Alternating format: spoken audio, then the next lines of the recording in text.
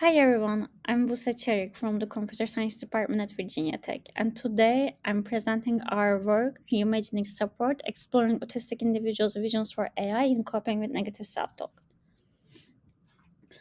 So, negative self-talk or NST describes an inner voice that often surfaces as self-doubt, disappointment, or critical thoughts directed towards oneself.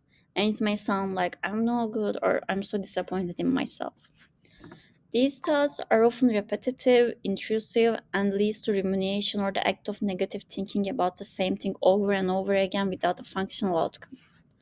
This rumination or NSD is also a significant predictor of anxiety, depression, and even physiological distress. Research shows that autistic individuals engage in more negative repetitive thinking and more likely to have co-occurring conditions like depression or anxiety compared to non-autistic peers. While therapy is the recommended approach, previous work shows that it might fall short, especially for those who struggle with articulating their feelings and thoughts. Therapy also might not be an option for some due to the cost or limited available practitioners, particularly those who are specialized in autism. Meanwhile, many autistic individuals turn to large language models to receive daily support, including with interpersonal communication, acting as a talking buddy, or even seeking mental health guidance. Therefore, in this study, we first aim to understand autistic individuals' experiences with these thoughts and their existing coping mechanisms. And second, we explore how autistic individuals envision AI supporting them during moments of NSD while gathering practitioners' perspectives on these visions. And third, we analyze how autistic individuals prompt LLMs about their negative thoughts and ask practitioners' views of these LLM responses. With these objectives in mind, we first conducted an online survey study with 200 autistic adults who experience NSD.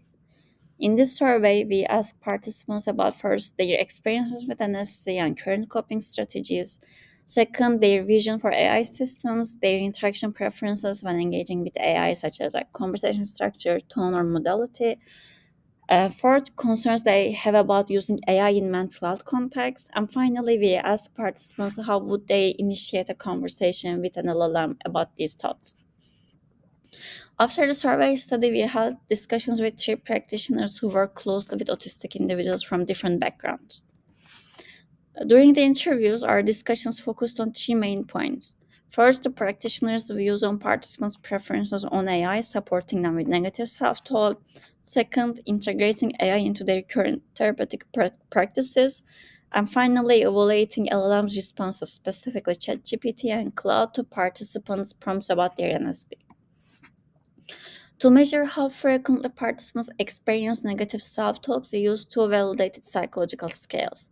Negative automatic thought questionnaire, which is designed for assessing the frequency of negative thoughts, and anxiety scale for autism adults, specifically designed with input from autistic adults to measure their experience with anxiety. And on average, participants reported experiencing these negative thoughts more than moderately often, which shows the significance of this issue in this population. The most frequent negative thoughts included feeling a strong need for preparation, anxiety about making mistakes in social interactions, and discomfort in unfamiliar situations. Participants shared various coping strategies, such as diverting their attention through distractions, talking to friends, family, or a therapist, and engaging in mindfulness practices. Technology also plays a role in supporting these coping strategies. Many participants frequently use streaming services like Netflix, meditation and mindfulness apps, and audio resources like podcasts or audiobooks.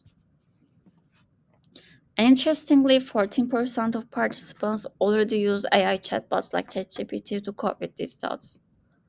However, several participants said they struggle with coping. For some, nothing seems to work, while others don't know how to cope with these thoughts. And to understand what kind of AI support participants find helpful, we asked them if AI could provide the following support mechanisms regarding the thought that affects you the most. How useful would you find each type of support? And they expressed diverse preferences for this type of support. Particularly, AI was seen as helpful for identifying and reframing negative self talk, assisting with journaling, and providing strategies to manage stress and anxiety. For some, it can also act as a conversation partner that helps them understand and express their feelings, thoughts, and emotions better. For others, it can provide support between therapy sessions and improve their therapy experiences by, for example, sharing information about when or how often these thoughts happen with their therapist, or help them to express their feelings and thoughts effectively to their therapist. Also, it can guide through some techniques that they learned in the therapy, like CBT practices or color therapy by themselves. AI can also provide personalized positive affirmations or reassurances that can resonate with them. Something like telling me that everything will be okay, this storm shall pass, and the sun will shine again. In terms of interaction preferences, participants preferred AI to engage through structured interactions, such as list of suggestions, continuous dialogue, or targeted questions. And for tone, they wanted AI to be factual, empathetic, and friendly, but not funny, as they are scared that AI might use humor at inappropriate times. While text was the most preferred mode of interaction, many participants were also interested in speech, music, tactile responses, and visual effects, suggesting a desire or need for multimodal AI support.